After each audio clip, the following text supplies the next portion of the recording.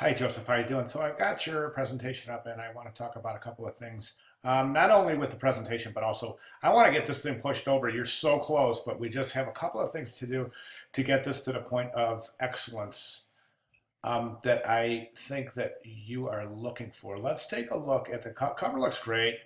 I want to just go from the cover to the first page and see how nicely everything transitions.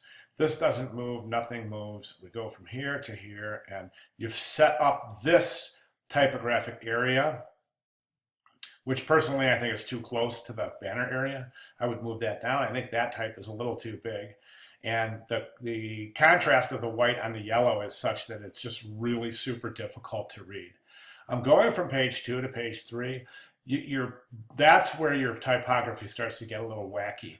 Okay, so this is good, nice consistency. Then all of a sudden, boom, your title shoots over to the right side of the page, and then you have something below it. So you'll lose some consistency there. Okay, so from there to there, then from the booth, even within the booth page, again, there's another jump in the presentation. Okay, you go from there to there. So that's got to be locked down. Pick a spot, leave your typography there, and use. What I would do is I would just select an area, like this would be your area, okay? There's your title, here's your text, here's your presentation area. And keep it like that throughout the presentation, okay? Another suggestion is I would I would keep all my concept sketches together. I would keep all the preliminary work together instead of categorizing your work as the work in the booth, then the work on the 3D piece, and then the work on the collateral. I would say, okay, concept sketches, and I would give all of my sketches together at the same time.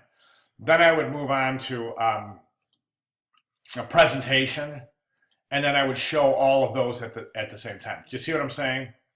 So you go from presentation, you go from collateral to the giveaway, and then you would show your trade show booth in there as well to open that section, okay? And again, see your type is jumping around again there, so watch that, see? Okay, the only other thing, my only other suggestion is this.